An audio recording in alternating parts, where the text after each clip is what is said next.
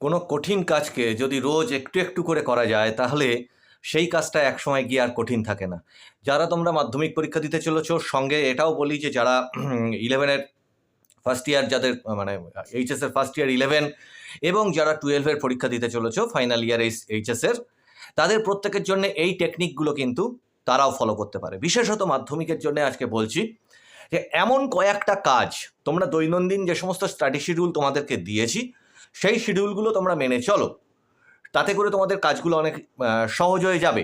এর আগের ক্লাসগুলো যারা নতুন এসছো তারা বলবো যে আগে জাস্ট এই চ্যানেলটা ভিজিট করে ভিডিওস এটাতে যাও, অথবা লাইভ এটাতে ক্লিক করো, অথবা সাকসেস টিপসের প্লেলিস্ট দেখো, অথবা লার্ন ইংলিশের প্লেলিস্ট দেখো। আগের যে ক্লাসগুলো আছে সেই ক্লাসগুলোতে অনেক সহজভাবে কিন্তু আমি তোমাদের পরীক্ষার প্রস্তুতির ব্যাপারে বলেছি, স্টাডি শিডিউলের ব্যাপারে বলেছি, এবং সবচেয়ে বড় কথা কিভাবে শর্ট নোট নিতে হবে, কিভাবে পরীক্ষা অনেক সহজে দ্রুত বই শেষ করে রিভাইজ দিয়ে কমপ্লিট করতে পারবে সে সমস্ত ব্যাপারে বলা আছে। আজকে যেটা বলবো, এই কাজগুলো তো তোমরা করছো, বই পড়া, রিভাইজ, এর কোনো বিকল্প হয় না। কিন্তু তার সাথে ঠিক পরীক্ষাটা যখন এসে যায়, সেই পরীক্ষাটা আসার সময় ধরো আর 1-2 মাস মতো বাকি আছে, বা পরীক্ষা এসে যাচ্ছে, এই রকম সময় অনেক ছাত্রছাত্রীর প্রচুর টেনশন তৈরি হয়, মনের মধ্যে ভয় তৈরি হয়, কয়েকটা জায়গায় তাদের খুব অসুবিধা তৈরি হয়। আজকে সেইগুলো পরপর বলবো, যে সেই এমন কিছু কাজ যেগুলো তোমরা দৈনিক করো, ডেলি টাস্ক, ছোট ছোট কাজ, কিন্তু সেগুলো যদি প্রত্যেক দিন করতে থাকো তাহলে তোমাদের সেগুলো জলের মতো হয়ে যাবে। সেই কাজগুলো কি কি? যেমন ধরো তোমাদেরকে বাংলার ব্যাপার একটা পরপর সাবজেক্ট ধরে তোমাদেরকে বলছি। যেমন ধরো তোমাদের যদি বাংলার কথা বলি, তাহলে বাংলাতে একটু লেখার অসুবিধা হচ্ছে, তোমাদেরকে অ্যাডজাস্ট করে নিয়ে আমি দেখাচ্ছি।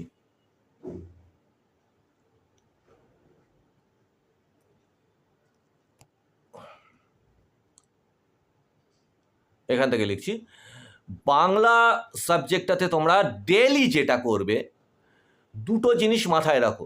বাংলা টেক্সট, এই টেক্সটের যে কবিতা গল্প যেগুলো আছে, কবিতা গল্প, এইগুলো কিন্তু প্রতিদিন অন্তত 1-2 করে সকালবেলার দিকটা বাংলা, ধরো মনে হলো যে ঠিক আছে বাংলার একটা কবিতা একটা গল্প রিডিং দেবো, একবারই দাও, কারণ হাতে অনেকটা সময় রয়েছে। প্রতিদিন আমি বলেছি এইগুলো হচ্ছে ডেলি টাস্ক, প্রতিদিন যদি করতে থাকো তাহলে অনেক রিভাইজ হয়ে যাবে। তাহলে ঠিক করলে বাংলায় আজকে একটা গল্প একটা কবিতা রিডিং দেবো, কিন্তু একটা জিনিস মাথায় রেখো, সেটা হচ্ছে কবি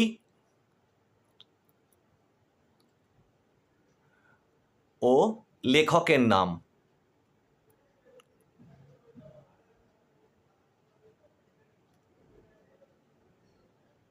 ঠিক আছে, এর সঙ্গে মাথায় রাখবে কাব্যগ্রন্থ, অথবা কোনো গ্রন্থতে কোন গ্রন্থ থেকে সেই গল্পটা কবিতাটা নেওয়া হয়েছে। এগুলো কিন্তু পরীক্ষায় খুব কাজে লাগে। ঠিক আছে, আর এইগুলো দেখো ছোট ছোট করে করবে, মানে প্রত্যেক দিন ধরো একটা কবিতা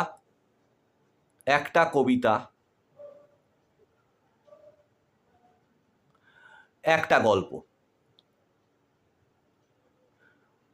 আবার পরের দিন করলে একটা নাটক, এই নাটকের খানিকটা, আবার তোমার কোনি যেটা আছে পূর্ণাঙ্গ গ্রন্থ যেটা, ঠিক আছে, তার খানিকটা করলে। এবার প্রত্যেক দিন অল্টারনেট করে দুটো করে প্রত্যেক দিন রিডিং দিতে থাকো। তাতে করে তোমার একটা মানে কয়েকটা দিন যাওয়ার পরেই দেখবে খুব জলের মতো হয়ে গেছে ব্যাপারটা। এখন একটা করে যদি তুমি রিডিং দাও, এইটা দেখবে প্রথম হয়তো 1 ঘন্টা লাগছে, তারপরে এটা মোটামুটি 30 মিনিটের মধ্যে, দ্রুত রিডিং দিলে 30 মিনিটের মধ্যে তোমার এটা কমপ্লিট হয়ে যাবে। ঠিক আছে, এবার এসো ইংরেজি। এইটা খুব মন দিয়ে দেখো, ইংলিশ, এটা নিয়ে অনেকের অনেক ভয় থাকে। আমার প্রচুর ক্লাস আছে ইংরাজি কিভাবে দ্রুত লিখতে বুঝতে পারবে, কিভাবে তোমরা আনসিনকে দ্রুত মানে খুব দুর্বল যারা ইংরেজিতে, তারাও আনসিনে একেবারে সুন্দর উত্তর দিয়ে আসতে পারবে। অনেক টেকনিক আমার তাতে দেওয়া আছে, সঙ্গে রাইটিংয়ের পুরো ফরম্যাট করে দেওয়া আছে, কোন রাইটিংয়ে কীভাবে তোমাদেরকে কাজ করতে মানে লিখতে হবে। লেটার রাইটিং দেওয়া আছে, নোটিশ দেওয়া আছে, সমস্ত ক্লাস লার্ন ইংলিশ প্লেলিস্টে পেয়ে যাবে। ওইটাকে অবশ্যই একটুখানি ফলো করো। কিন্তু দৈনিক কি করবে এখন থেকে দৈনিক যেটা করো, দেখবে বইতে ভার্বের লিস্ট থাকে। ভার্বের লিস্টটা কীরকম থাকে দেখো, এইভাবে দেখাচ্ছি। প্রেজেন্ট,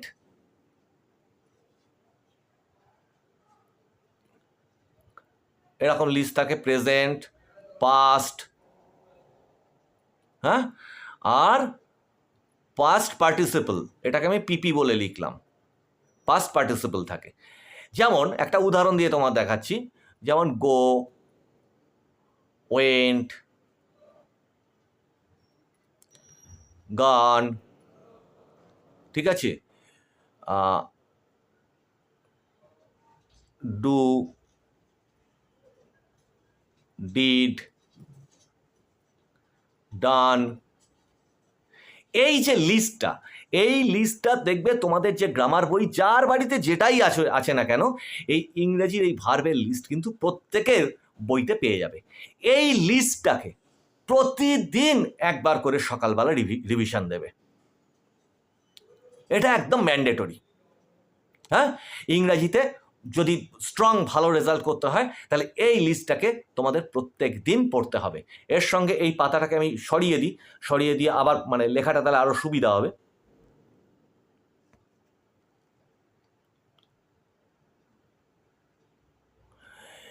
এর সঙ্গে কি করবে, ইংরাজিতে যেমন ভার্বের লিস্ট করবে, তার সাথে পড়বে টেন্স, প্রতিদিন পড়বে। আমি কিন্তু সকালের পোর্শনে বলছি, সকালের পোর্শনের শিডিউল কিন্তু আমার দেওয়া আছে, হয় 5টা থেকে 7টা পর্যন্ত বা 6টা থেকে 8টা পর্যন্ত বাংলা ইংরেজিকে রেখে দাও। তাতে কি করছো, টেন্স পড়ছো। টেন্সে কি করছো, একদম প্রেজেন্টের যে 4টে ভাগ আছে, প্রেজেন্ট, পাস্ট, ফিউচার,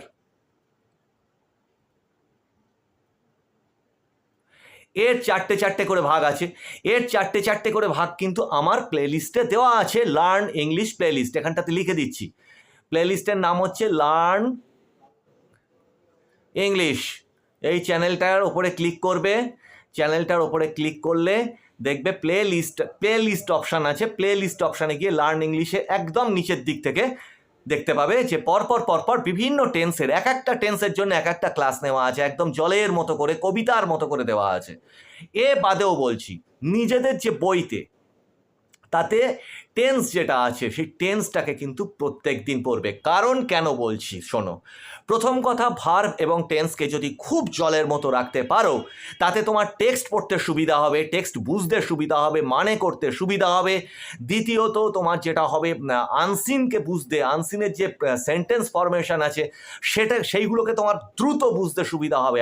আর হচ্ছে মাধ্যমিকের গ্রামার সেকশন, এই গ্রামার সেকশনে কি হবে জানবে, এই মানে ভার্ব চুজ করতে দেয়। ব্র্যাকেটের মধ্যে 3টে ভার্ব দেওয়া থাকে, যে ভার্বটা উপযোগী সেটা দিতে হয়, ঠিক আছে। এর সঙ্গে তাহলে এই যদি টেন্স এবং ভার্বের লিস্ট পড়ে থাকো তোমরা, প্রত্যেক দিন যদি পড়ো, এটা তোমরা মোটামুটি 7 থেকে 10 দিনের মধ্যে তার উপকারটা বুঝতে শুরু করবে। এমন না যে প্রথম দিনই ব্যাপারটা ইজি হয়ে গেল।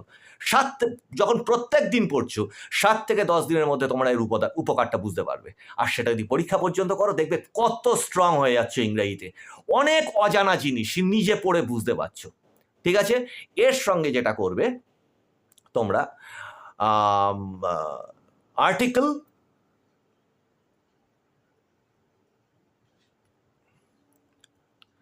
এবং প্রিপজিশন,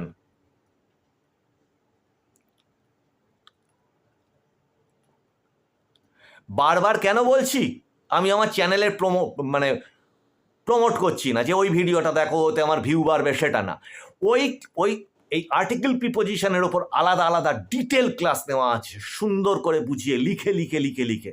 হ্যাঁ, তাহলে এটাও কিন্তু ওই লার্ন ইংলিশ যে প্লে লিস্ট আছে ওখানে পেয়ে যাবে। তাহলে এইগুলো কেন দেখতে বলছি, এইগুলো দেখে নাও, নিয়ে আমি যে ক্লাসগুলো নেক্সট নেব সেগুলো দেখতে তোমাদের আরও সহজ লাগবে। আর এই ক্লাসগুলো দেখে যদি বাড়িতে এইগুলোকে একটুখানি পড়ো, জলের মতো হয়ে যাবে। সঙ্গে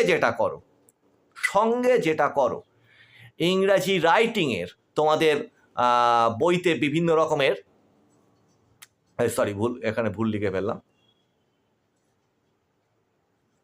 আচ্ছা এখানটা একটু ক্লিয়ার করে দিই। হ্যাঁ, ইংরেজি রাইটিংয়ের ওপরে তোমাদের কি করো, তোমরা তোমাদের বইতে যে রাইটিং প্যারাগ্রাফগুলো আছে, ঠিক আছে, সেই প্যারাগ্রাফ থেকে প্রতিদিন একটা করে পড়ো, একটা করে পড়ো। দেখো সহায়িকাতেও থাকে, এখন সেগুলো তোমাদের করা থাকে, অনেক সহজে উচ্চারণটা পর্যন্ত সেখানে দেওয়া থাকে। না হলে ট্রাই করবে অন্তত একটা বার করে পড়ো রাইটিংগুলো, তাহলে দেখবে এই যে রাইটিংগুলো পড়ছো প্রতিদিন একটা করে পড়ে চলে গেলে, আমি কি করছি, কাজটাকে ভেঙে টুকরো টুকরো করে ছোট ছোট করে এমনভাবে দিয়ে দিচ্ছি যাতে তোমাদের গায়ে লাগবে না, পরিশ্রম মনে হবে না। ঠিক আছে, তাহলে যদি 1 ঘন্টা বাংলায় দিচ্ছ, লেখাটা একটু বেঁকে যাচ্ছে আমার, সরি,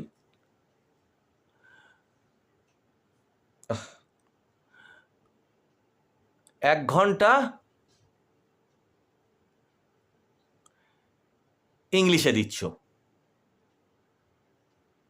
এটা বেশি বেশি করে বললাম আমি তোমাদের। ইংলিশটা হয়তো একটু বেশি লাগলো, বাংলাটায় রিডিং দিয়ে নিলে প্রথম একটু লাগবে, বললাম 7টা দিন একটু জড়তা কাটাতে সময় লাগবে, তারপর একদম ইজি হয়ে যাবে। ঠিক আছে, এই কাজগুলো কিন্তু খুব জরুরি করা। তাহলে কি বললাম, এগুলোর সাথে যদি পারো গ্রুপ ভার্ব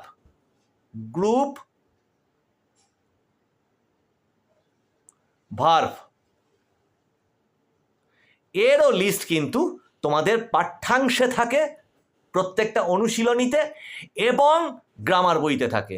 গ্রুপ ভার্ব এগুলোর থেকেও কিন্তু তোমাদের গ্রুপ ভার্বে শূন্যস্থান পূরণ আসে। আমি কিন্তু এই যে টেকনিকটা বলছি, এটা কিন্তু ক্লাস 11 এবং 12 এরাও এই জিনিসটা ফলো করতে পারো। ঠিক আছে, দৈনিক কাজের মধ্যে তোমাদের এইবার পরের অংশটা যেটা বলবো, আমি পৃষ্ঠাটা পাল্টে নিচ্ছি এখান থেকে। এরপর আসছি ভৌত বিজ্ঞানে।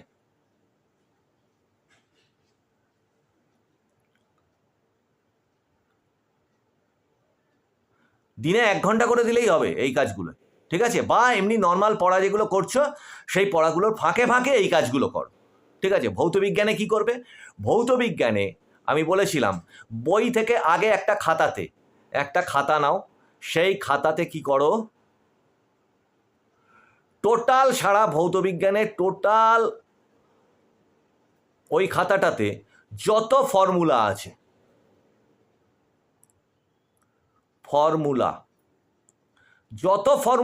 সব এই খাতাটাতে টুকে নাও। ঠিক আছে, খাতার একটা অংশে।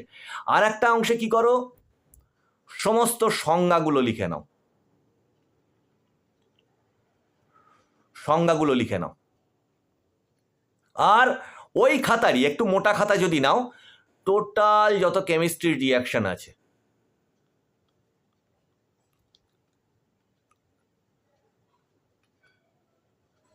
এটা আমি আগের ক্লাসগুলো বলেছি, আশা করি সেই কাজটা করা হয়ে গেছে। এবার কাজ হচ্ছে দৈনিক এই টোটাল এই যে ফর্মুলা বললাম, এই ফর্মুলা, সংজ্ঞা এবং এই রিয়াকশন, ঠিক আছে, এইটাকে একবার করে রিডিং দিয়ে নাও। প্রত্যেক দিন একবার করে রিডিং দিয়ে নেবে, নিলে দেখতে পাবে এর মধ্যে কিছু ডাউট আসছে। তখনই বুঝতে পারবে যখন প্রতিদিন এটাকে তুমি রিডিংটা দেবে, তবে কিন্তু তুমি বুঝতে পারবে কোন জায়গাটা ডাউট। ঠিক আছে, এইবার যেখানটা ডাউট আসছে সেইটাকে একটা আলাদা খাতা নাও, আলাদা খাতা নিয়ে কোনো একজন শিক্ষকের সঙ্গে কনসাল্ট করো, অথবা ইউটিউব থেকে সেটাকে দেখো, অথবা নিজে ট্রাই করো যে সেই ডাউট ক্লিয়ার করো। ঠিক আছে, ডাউট ক্লিয়ার করে নাও। জানবে ভৌতবিজ্ঞান বইয়ে কখনো সাজেশন করতে যাবে না। এটা কিন্তু ওই যে বলেছি মার্কিং করে টেস্ট পেপার এবং 10 বছর থেকে মার্কিং করা, হাইলাইট করে নেওয়া জায়গাগুলো, কোশ্চেন উত্তরগুলো দেখে দেখে শর্ট নোটের খাতা করা, এইগুলো হচ্ছে কিন্তু এর সম্পদ, ঠিক আছে, ভৌতবিজ্ঞানের। এবং এই ভৌতবিজ্ঞানের এই 3টে কাজ, এই যে 3টে কাজ বললাম, এই 3টে কাজকে প্রতিদিন একবার করে রিডিং দেবে। যখন এটা দিতে থাকবে না, তখন দেখবে মানে ফর্মুলাগুলো 15 মিনিটে রিভিশন হয়ে গেল, 7-8 দিন পর থেকে এটা হবে। রিয়াকশানগুলো 15 মিনিটে রিভিশন হয়ে গেল, ঠিক আছে। তাহলে কি হলো, 30 মিনিটে ওই রিভিশনটা হয়ে যাবে। একজন কমেন্ট করে জানিয়েছিলে যে দ্রুত কিভাবে রিভিশনগুলো কমপ্লিট করব, তারও কিন্তু, যে কমেন্ট করেছিল তারও কিন্তু এই ক্লাসটায় উপকার লেগে যাবে। আমি কিন্তু তোমাদের প্রত্যেকের কমেন্ট কিন্তু নজর দিয়ে দেখি। এবার আসছি তোমার জীবন বিজ্ঞানে কি করতে হবে। এইখানে একটা খুব গুরুত্বপূর্ণ জিনিস বলবো। জীবন বিজ্ঞান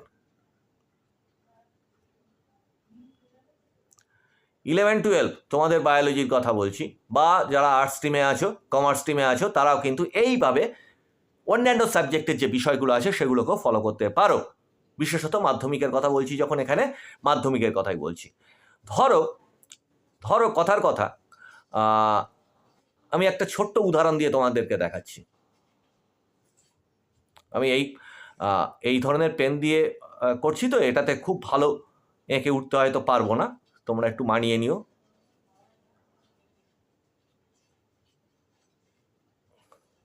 দেখো যতটা পারছি আমি চেষ্টা করছি এইভাবে, আর একটু বেঁকে চুড়ে যাচ্ছে, ঠিক আছে।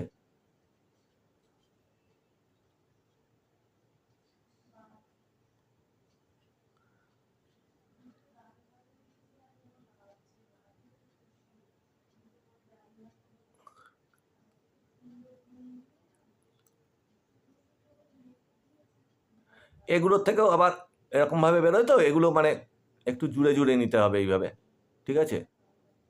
মোট কথা তোমরা আন্দাজে বুঝতে পারছো যে এটা একটা নিউরন।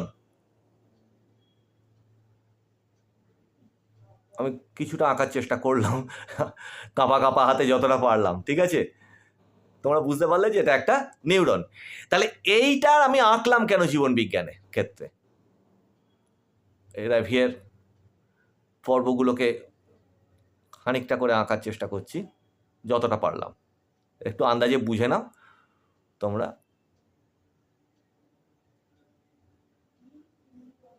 আচ্ছা, এটা যদি একটা নিউরন হয়, তোমাদের করতে হবে কি জীবন বিজ্ঞানের ক্ষেত্রে, জীবন বিজ্ঞান তো খুব সহজ, ওটা পেরে যাব। এই পচা শামুকে পা দিও না।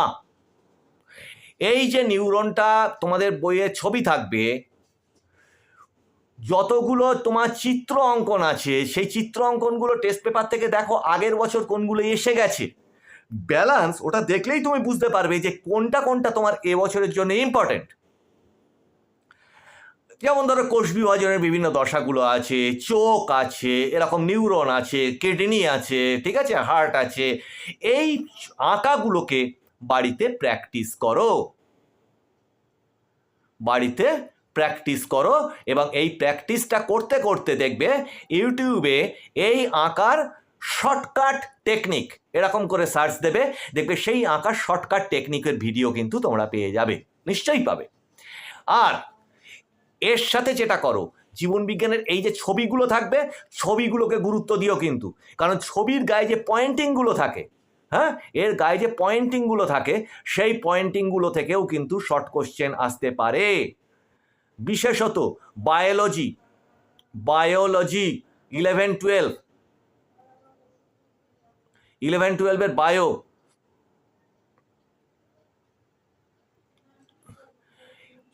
ফটো, ছবি, ডায়াগ্রাম, চার্ট, এগুলোকে কিন্তু অবশ্যই প্রত্যেকে ভালো করে মনে রাখবে। তাহলে দৈনিক কি করব আমরা জীবন বিজ্ঞানের ক্ষেত্রে যেটা করব, যে আমি যেটা এই মুহূর্তে হাইলাইট বা মার্কিং করে ফেলেছি বইতে, নর্মাল চ্যাপ্টার পড়বো যা পড়বো, শর্ট নোট এবং ওই হাইলাইটগুলোকে কিন্তু, যেগুলো মার্ক করেছি কোশ্চেনের আনসার হিসেবে, সেইগুলোকে হাইলাইট যেগুলো করেছি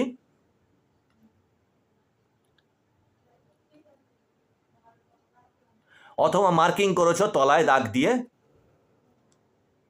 মার্কড আনসার, ঠিক আছে? এইগুলোকে জাস্ট পুরো বইটাকে জাস্ট ওই আনসারগুলো পাতা উল্টে উল্টে পাতা উল্টে উল্টে আনসারগুলোকে দেখে যাও, ঠিক আছে? পাতা উল্টে রিভিশন দাও প্রতিদিন।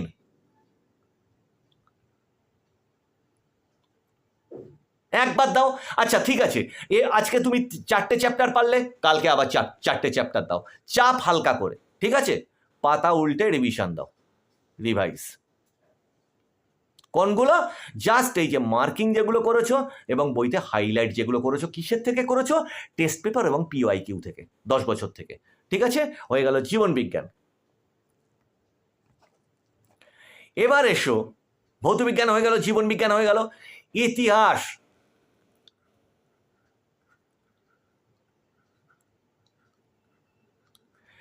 ইতিহাসে একটা কাজ প্রথম করো, যার যতটা বই শেষ হয়েছে হয়নি, ঠিক আছে, আমি তো তাদেরকে বই শেষ করবার দ্রুত পদ্ধতি দেখিয়ে দিয়েছি, কিন্তু যার যতটুকু হয়েছে প্রথম একটা কাজ করো, একটি খাতা নাও, সেই খাতাতে কি করো? লিস্ট করো। মানে এইভাবে করবে।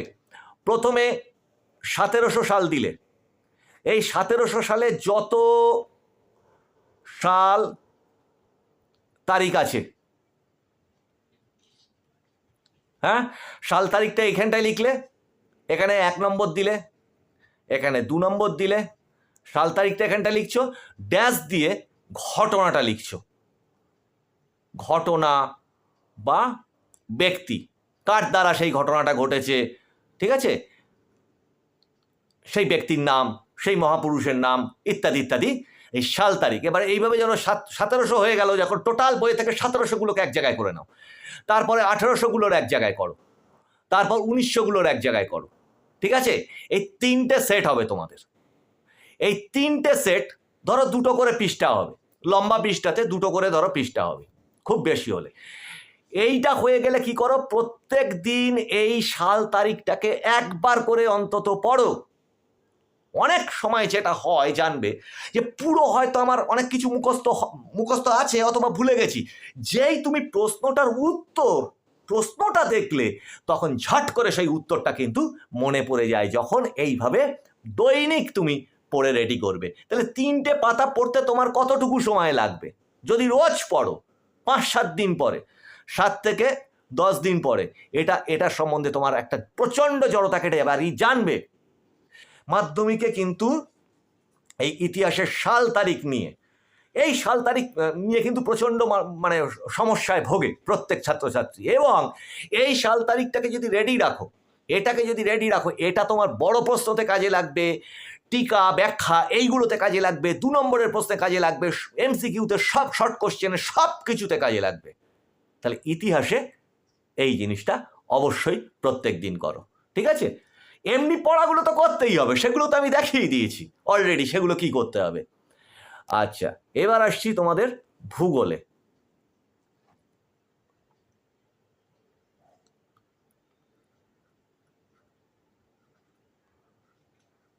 ভূগোলে কি করবে? ভূগোলে যেটা করবে, যত লিস্ট আছে, তালিকা,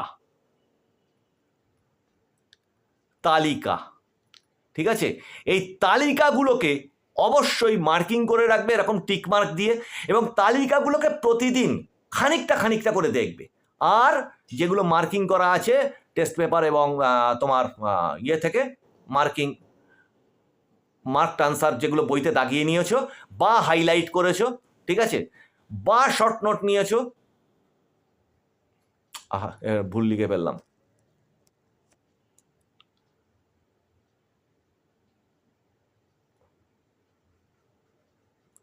সেইগুলোর ওপর বেশি করে নজর দেবে, ঠিক আছে? আর এই যে তালিকা, এই তালিকা কীরকম তালিকা? যেমন বৃষ্টিপাতের তালিকা, যেমন ফসলের তালিকা, রাজনৈতিক ভূগোল যেটা আছে, ঠিক আছে, সেইটাতে। আর প্রাকৃতিক ভূগোলেও কিন্তু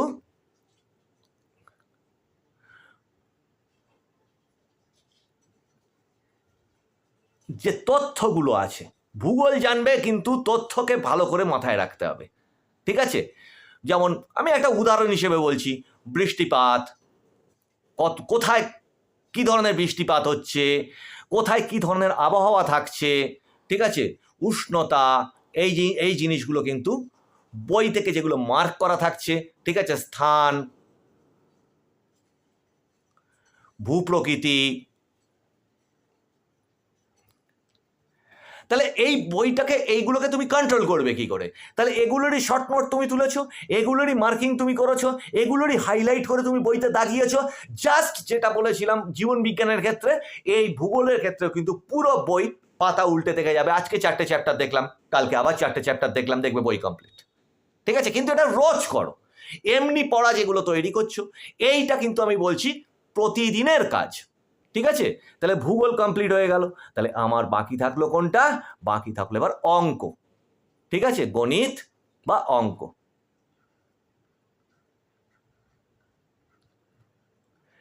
অঙ্কে কি করবে দেখো, অঙ্কে সম্পাদ্য প্রথমেই বলছি,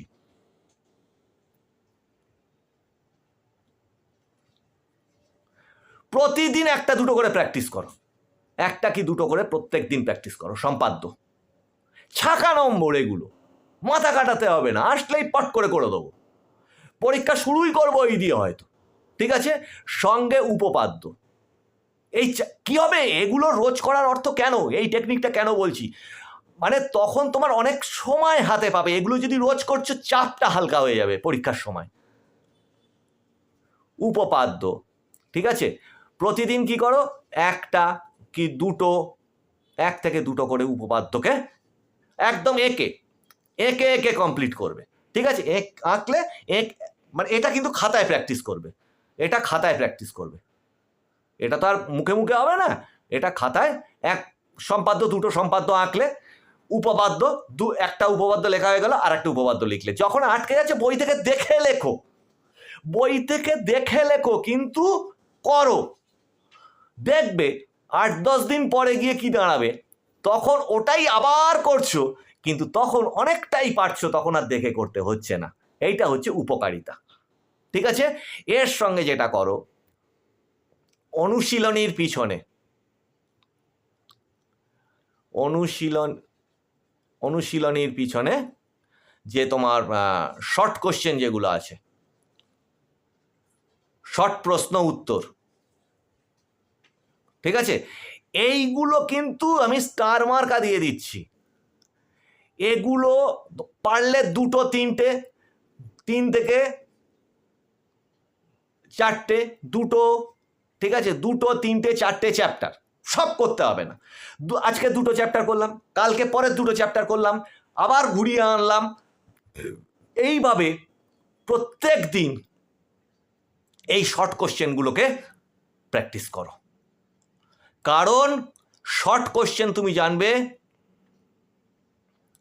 যদি এইগুলো তৈরি থাকে, তাহলে শর্ট কোশ্চেন তোমার হাতের মুঠোর মধ্যে চলে আসবে।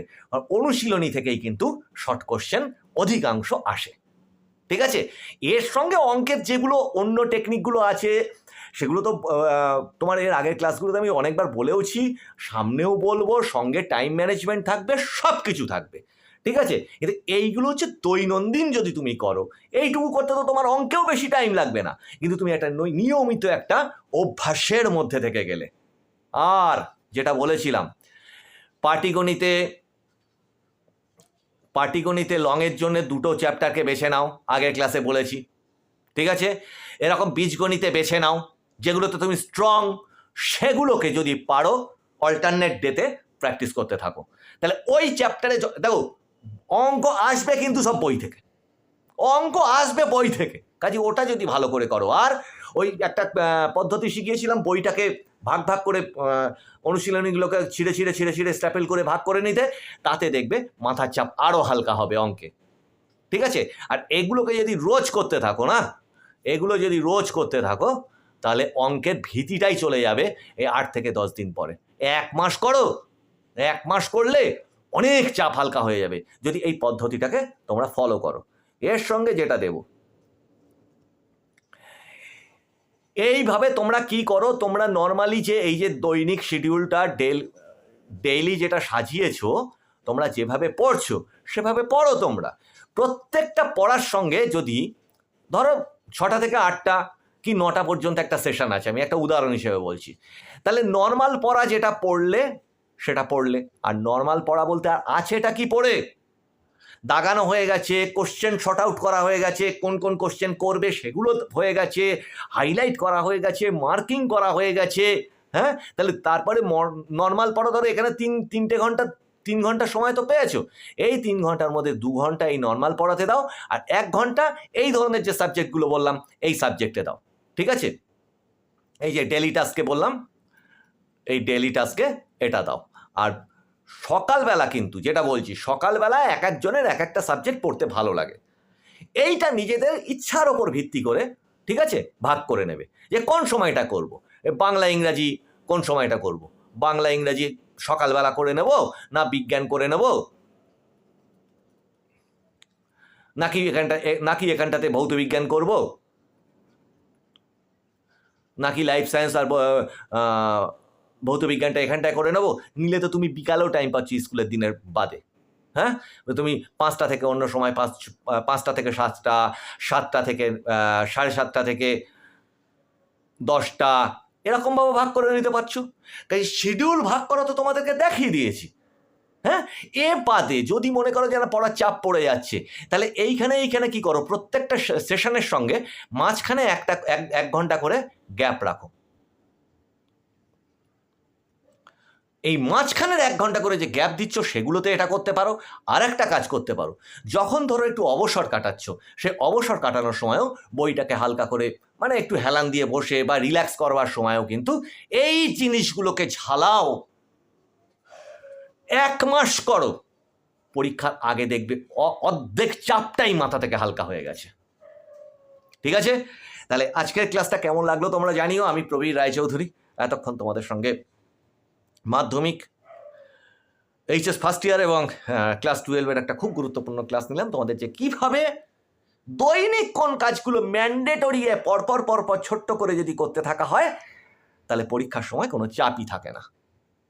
তাহলে আজকের ক্লাসে এই পর্যন্ত। তোমরা যারা নতুন এসছো তারা ক্লাসটাকে সাবস্ক্রাইব করে নাও, একটু শেয়ার করো, যাদের কেউ পড়া দেখিয়ে দেওয়ার নেই তাদের যদি একটু কাজে লাগে তাহলে খুব ভালো লাগবে। আর তোমরা কমেন্টে সমস্ত তোমাদের যেগুলো সমস্যা সেগুলো জানাবে, আমি আমার সাধ্যমতো তোমাদের পাশে থাকবো এবং চেষ্টা করব সেগুলো সমাধান করবার। পুরনো ছাত্রছাত্রীদের বলছি, নতুন ছাত্রছাত্রীদের বলছি যে পুরনো ক্লাসগুলো অবশ্যই দেখো।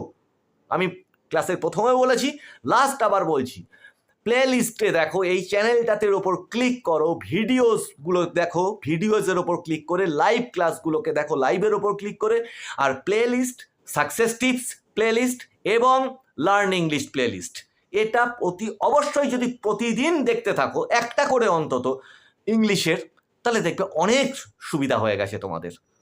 ঠিক আছে, আজকে এই অবধি থাকলো ক্লাসে। তোমাদের সঙ্গে আবার দেখা হচ্ছে খুব ইন্টারেস্টিং ক্লাস নিয়ে সামনের ক্লাসে। নজর রাখো এই চ্যানেলে।